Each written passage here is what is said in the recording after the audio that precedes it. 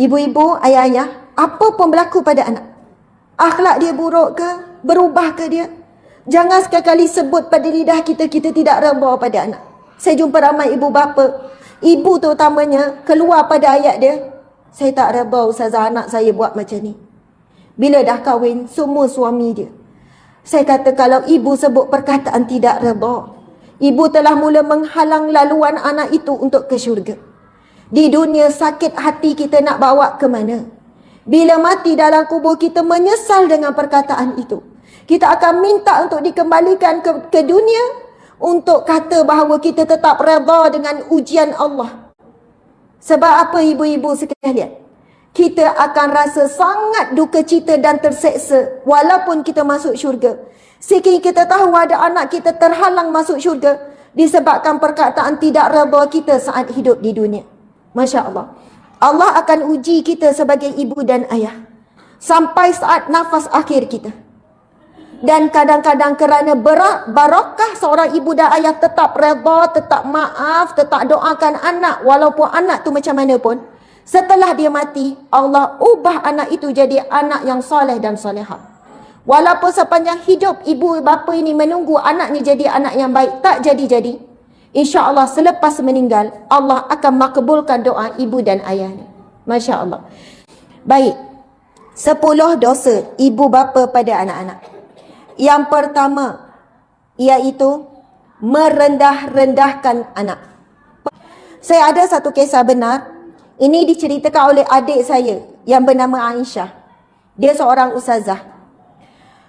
Kisah ni daripada suami dia. Suami dia ustaz juga. Adik saya pun ustazah. Suami dia selalu merawat orang-orang yang sakit. Merawat ruqyah ni. Dia cerita pada saya satu hari dia orang bagi memalam, dia kata, dia pesan pada saya apa, dia kata, Kak Asma, tolonglah sampaikan kepada ibu bapa. Hari ini ramai sangat anak-anak, dia bukan sebenarnya sakit gangguan makhluk halus ke apa, tapi gangguan daripada perkataan ibu bapa. Dia bila dia pergi merawat, anak ni nak bunuh diri, anak ni nak gantung, anak ni dah buat cubaan bunuh diri banyak kali.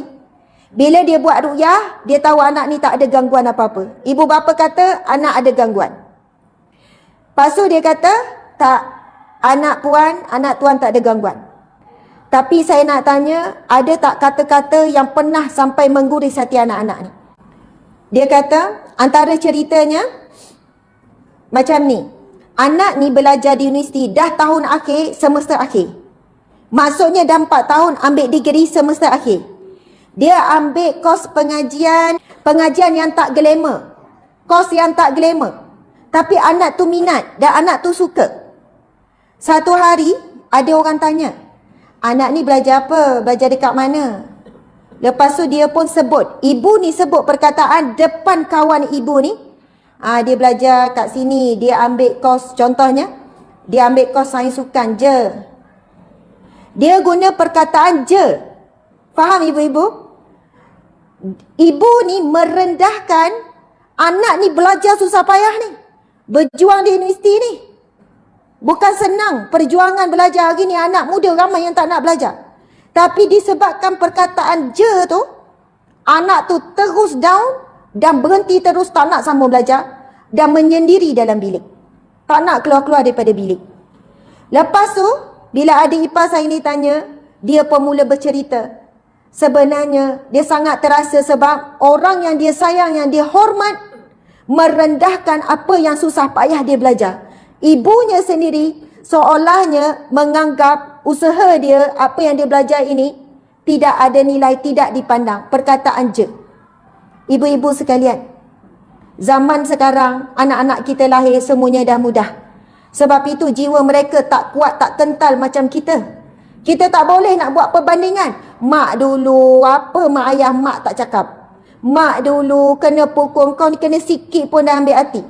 Beza. Sebab itu sahabat Nabi kata, didik anakmu sebagaimana zaman dia hidup. Kita terpaksa belajar ilmu parenting pada hari ini berbeza dengan ilmu kita dididik dulu. Dulu lain, sekarang jauh berbeza. Sebab itu hari ini ibu bapa, bila anak kita minat sesuatu, ada cita sesuatu, selagi mana tidak melanggar syariat, Sokong dan dorong.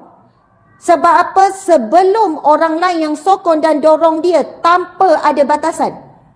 Lebih baik kita lah jadi pendorong dan penyokong kepada anak-anak kita. Yang kedua, iaitu memaki hamun anak-anak. Hari ini ramai lagi ibu bapa yang maki hamun. Ibu bapa yang tak jaga lidah. Apabila ibu bapa maki hamun anak, jiwa anak itu akan jadi keras. Sangat keras. Akhirnya dia juga akan memaki hamun orang lain. Kalaupun ibu bapa tak maki anak, tapi kalau suami maki isteri, isteri maki suami, maka anak-anak akan ikut. Anak-anak akan mencontohi. Yang ketiga, membanding-bandingkan anak. Ini di antara cabaran ibu bapa. Ini di antara dosa dan kesilapan ibu bapa. Membanding-bandingkan anak. Allah ciptakan anak kita IQ berbeza, EQ emosi berbeza, fizikal rupa paras berbeza.